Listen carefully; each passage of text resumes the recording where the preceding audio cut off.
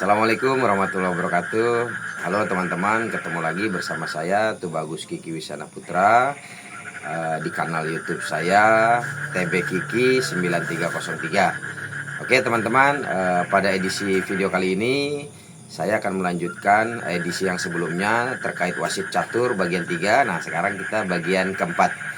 Untuk mereview ulang apa yang teman-teman sudah tonton, kemarin kita sudah nyampai di pasal 5.2.2. Apa itu pasal 5? Itu permainan dinyatakan selesai. Kita lanjut teman-teman ya ke pasal 5.2.3. Oke, langsung saja. Jangan lupa teman-teman, apabila ada pertanyaan, teman-teman silahkan tulisan di komentar di bawah ini. Kemudian jangan lupa juga like, subscribe, dan komentarnya. Oke teman-teman ya.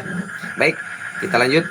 Pasal 5.2.3. Permainan dinyatakan selesai dengan remis atas persetujuan kedua pemain selama pertandingan masih berlangsung, asalkan kedua pemain paling sedikit telah membuat satu langkah.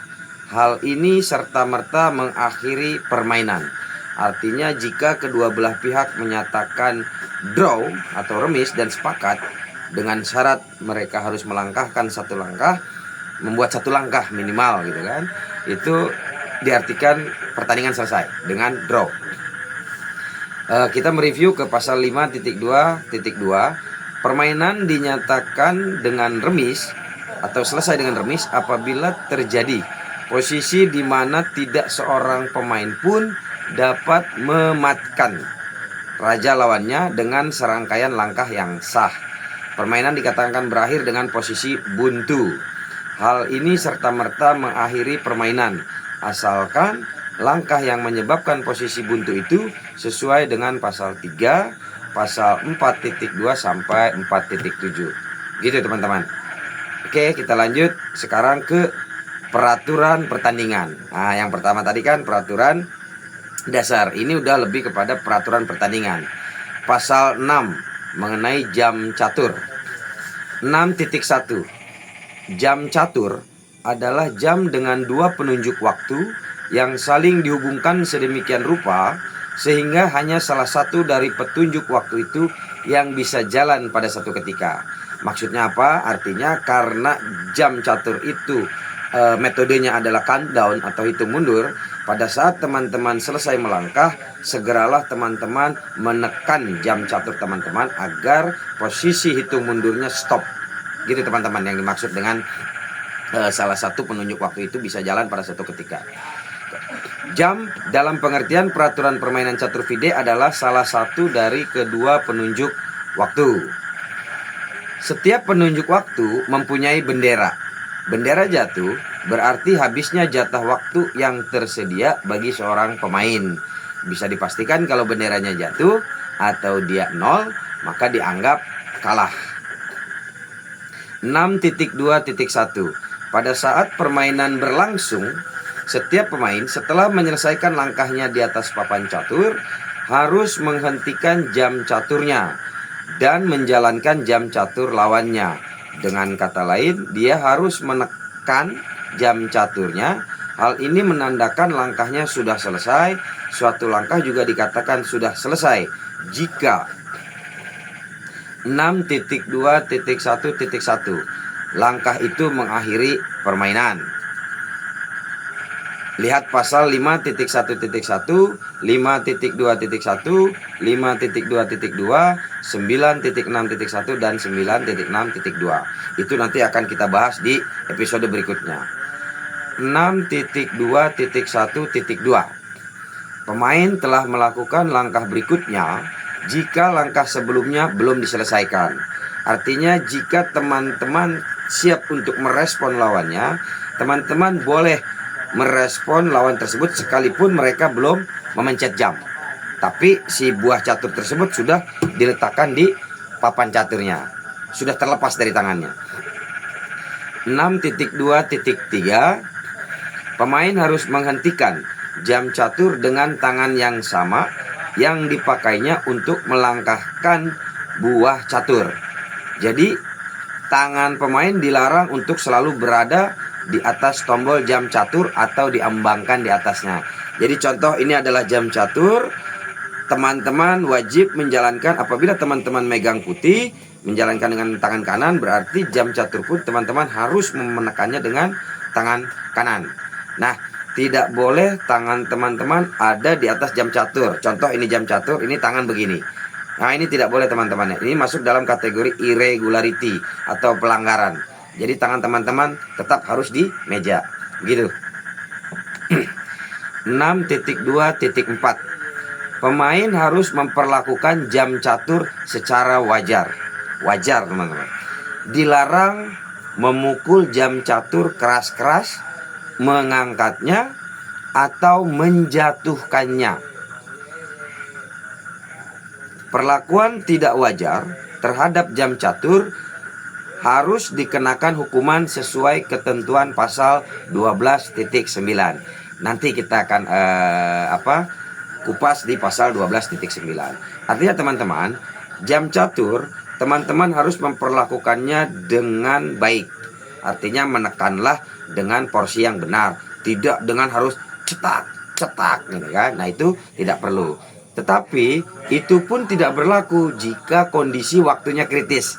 Artinya ada pengecualian. Apabila kedua pemain dalam kondisi waktu kritis, kira-kira di bawah 10 detik, itu biasanya tidak sadar atau tidak memungkinkan untuk mereka menekan secara wajar. Biasanya dia keras. Nah, itu ada pengecualian. Jadi tidak kena kategori irregularity. Oke, teman-teman. Pasal 6.2.5. Hanya pemain yang jam caturnya sedang berjalan diperbolehkan membetulkan letak buah catur. Artinya begini, teman-teman. Tidak ada alasan buat teman-teman membetulkan buah catur, baik punya sendiri ataupun punya lawannya, jika teman-teman menggunakan waktu pikir orang lain. Artinya teman-teman diperbolehkan membetulkan posisi letak catur itu pada saat langkah teman-teman sendiri atau jam catur teman-teman sendiri yang sedang berjalan. Gitu teman-teman ya. 6.2.6. Jika ada pemain yang tidak mampu memakai jam catur, seorang pembantu yang disetujui oleh wasit dapat diberikan kepada pemain itu untuk menjalankan jam catur tersebut. Wasit boleh menyesuaikan waktu pada jam catur itu secara pantas. Penyesuaian waktu pada jam catur ini tidak harus sama dengan waktu jam catur untuk orang yang cacat. Ini pengertiannya begini, teman-teman. Apabila diketemukan ada dua pemain catur, yang satu adalah difabel atau disabilitas, artinya yang punya kekurangan tangannya tidak ada, diperkenankan atas izin wasit untuk dibantu menggunakan jam catur. Begitu maksudnya, teman-teman ya. Oke, sekarang kita berlanjut ke pasal 6.3.1. Ketika menggunakan jam catur, setiap pemain harus menyelesaikan minimal jumlah langkah atau semua langkah dalam periode waktu yang diberikan, dan atau bisa diberikan tambahan waktu untuk setiap langkah. Semua waktu pikir yang digunakan harus ditetapkan sebelumnya. Nah, ini nanti kita bahas lebih lanjut terkait increment atau penambahan waktu ataupun time delay, penundaan waktu. Nah, itu nanti tahapan berikutnya, teman-teman ya, terkait tentang jam. 6.3.2. Waktu yang dapat dihemat oleh seorang pemain selama satu periode akan ditambahkan pada waktu yang tersedia untuk periode berikutnya, jika hal itu dimungkinkan. Dalam pola waktu tunda, ada di dalam jam catur setting untuk waktu tunda atau time delay. Namanya time delay. Kedua pemain menerima jatah waktu pikir utama. Nah, setiap pemain juga menerima tambahan waktu tetap untuk setiap langkah yang dijalankan. Penggunaan waktu pikir utama hanya dimulai setelah waktu tambahan tetap sudah habis. Jika pemain menekan jam caturnya sebelum waktu tambahan tetapnya habis, maka waktu pikir utamanya tidak berubah.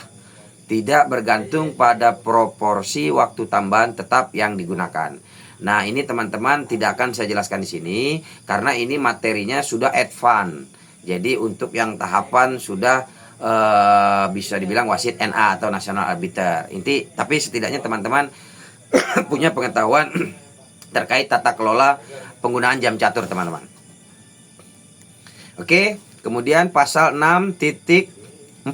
Segera setelah bendera jam catur jatuh, persyaratan seperti dimaksud oleh pasal 6.3.1 harus diperiksa. Apa itu pasal 6.3.1? Artinya sesuai dengan ketentuan tadi, pada saat bendera seseorang telah jatuh atau terjadi waktu 0, maka wasit wajib memutuskan bahwa yang bersangkutan kalah, terkecuali ada metode lain. Contoh, bahwa bendera jatuh tapi posisinya mat. Nah, berarti yang jatuh tersebut tetap menang, karena pada prinsipnya kita melihat di atas papan, bukan melihat jam catur. Nah, nanti itu ke depan di video berikutnya akan kita kupas, teman-teman, terkait klaim, permasalahan-permasalahan yang terjadi di lapangan. Itu mungkin nanti di episode-episode berikutnya. Tapi yang akan saya sampaikan pada video-video yang sekarang ini adalah urutan tata aturan peraturan FIDE Law of Chess tahun 2022. Oke, teman-teman, ya, kita lanjut. Pasal 6.6. Pada saat yang ditentukan untuk memulai pertandingan, jam catur pemain putih segera dijalankan. Artinya pada saat sudah ada aba-aba dari wasit atau inspektur pertandingan yang mengatakan, baik semuanya, pertandingan babak 1 dimulai. Nah, pada saat itu pula langsung teman-teman yang bermain, apakah yang megang putih atau pegang hitam, segera jalankan start posisi dengan putih yang jalan. Oke, teman-teman, saya break sebentar, ya. Oke, teman-teman, kita berlanjut lagi ke pasal masih terkait jam catur, yaitu pasal 6.7.1. Peraturan pertandingan harus ditetapkan sebelumnya tentang batas waktu gugur atau default time. Jika batas waktu gugur tidak ditetapkan, maka aturan zero start digunakan. Pemain yang tidak berada di papan catur setelah batas waktu gugur dinyatakan kalah, kecuali wasit memutuskan lain. Artinya, teman-teman, kalau misalkan tidak menggunakan default time, misalkan pakai aturan zero start, artinya itu wasit akan menentukan berapa waktu WO, waktu pada saat pemain itu akan selesai pertandingannya jika dia tidak datang atau menempati. Tapi kalau misalkan menggunakan time default time, jadi walaupun si pemain belum datang, jam catur itu tetap dijalankan, teman-teman. Jadi itu tergantung kepada wasit atau teknis di technical meeting, apa yang nanti akan diputuskan. Oke, kembali kita ke pasal 6.8. Bendera jam catur dianggap sudah jatuh jika ketika wasit melihat kejadian itu atau ketika melakukan klaim yang sah. Artinya pada saat pemain melakukan klaim menunjuk bahwa jam catur lawannya ditunjukkan dengan bendera atau waktu 0 habis, maka itu dinyatakan menang. Begitu pula wasit pada saat melihat itu bisa mengintervensi bahwa siapa yang menang dan siapa yang kalah pada saat wasit itu melihat jam catur atau bendera itu.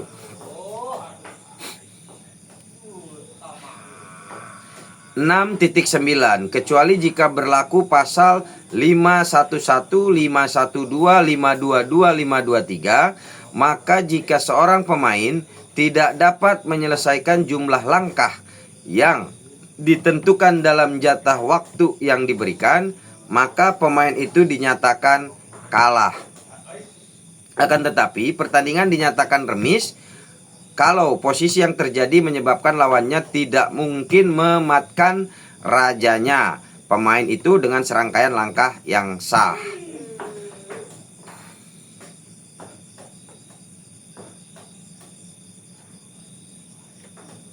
(6.10.2) Jika selama pertandingan ditemukan penyetelan jam catur tidak tepat, pemain atau wasit harus menghentikan jam catur dengan segera.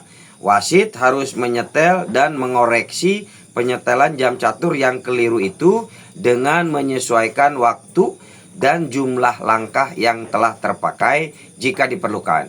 Wasit harus menggunakan pertimbangan yang terbaik ketika menetapkan penyetelan jam catur tersebut. Contoh, ada satu pertandingan, kemudian di tengah-tengah pertandingan jam catur tersebut mati, maka wasit berhak untuk mengintervensi pertandingan tersebut dengan cara menanyakan apabila tidak melihat bahwa posisi waktunya untuk kedua belah pemain ada di posisi berapa, dan disesuaikan dengan langkah yang sudah berjalan. Begitu teman-teman. 6.11.1 Jika pemain perlu diinterupsi atau dihentikan, maka wasit harus menghentikan kedua jam catur. Contoh, apabila terjadi keributan antara kedua pemain yang dimaksud adalah saling klaim atau ada hal yang sifatnya provokasi, maka wasit pada saat melihat kejadian tersebut wajib untuk mempause atau menghentikan jam catur agar waktu tidak berjalan terus, dan kemudian wasit datang untuk memberikan keputusan ada apa yang bisa diputuskan pada saat kejadian si kedua pemain tersebut. 6.11.2 Seorang pemain hanya boleh menghentikan jam catur kalau dia memerlukan bantuan wasit. Nah ini tolong diingat buat teman-teman wasit, karena ini sering terjadi pada pemain. Seorang pemain hanya boleh menghentikan jam catur kalau dia memerlukan bantuan wasit. Contoh, langkah promosi sudah dijalankan tetapi buah pengganti bidak tidak tersedia. Artinya si pemain wajib untuk menghentikan jam catur dan memanggil wasit. Wasit panggil, kemudian tanyakan apa yang dibutuhkan. Tapi jika teman-teman menghentikan jam catur tidak untuk hal yang memang urgent atau penting, itu dianggap teman-teman melakukan pelanggaran. Itu kena pelanggaran dan kartu kuning 1. Gitu teman-teman. 6.11.4 Jika seorang pemain menghentikan jam catur untuk meminta bantuan wasit, maka wasit akan menilai apakah tindakan pemain itu memiliki alasan yang tepat. Tetapi jika ternyata pemain itu tidak memiliki alasan yang tepat ketika menghentikan jam catur, maka dia harus dihukum sesuai dengan pasal 12.9. Itu yang barusan tadi disampaikan, bahwa jika dia hanya cuma menunda waktu atau misalkan tidak ada alasan tepat, bukan karena bidak promosi atau apa, dia menghentikan jam catur tanpa seizin wasit, maka dia dikenakan pelanggaran. Itu masuk dalam kategori irregularity.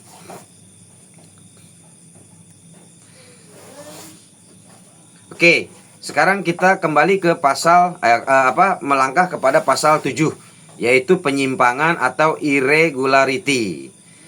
Pasal 7.1 Jika terjadi penyimpangan dan buah catur harus dikembalikan ke posisi semula, wasit harus menggunakan pertimbangan terbaiknya untuk menetapkan waktu yang ditunjukkan pada jam catur.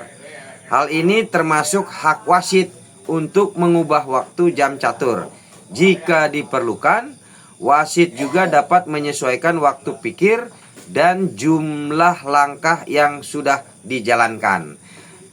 Pasal 7.2.1 Jika selama permainan masih berlangsung diketahui bahwa letak awal buah catur keliru. Saya garis bawahi teman-teman ya, keliru.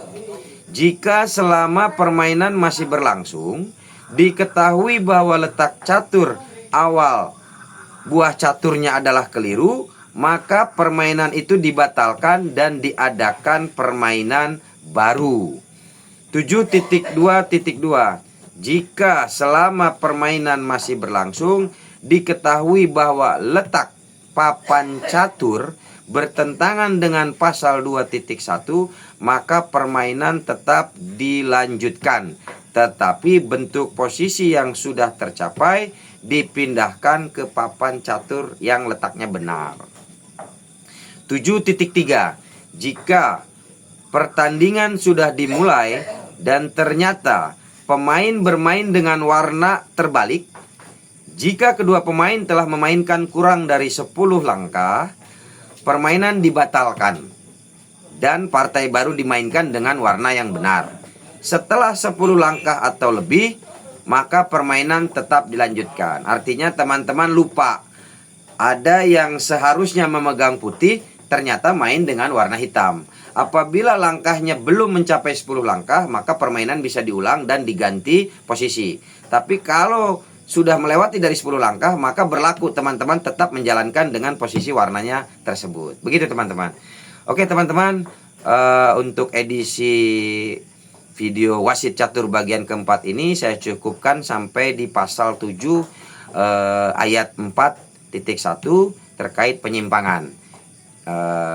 Jangan lupa, apabila ada hal yang sekiranya teman-teman belum mengerti dan ingin ditanyakan, teman-teman tuliskan di kolom komentar dan tanyakan, insya Allah akan kami respon untuk membantu edukasi teman-teman semua. Selamat belajar, terima kasih. Assalamualaikum warahmatullahi wabarakatuh.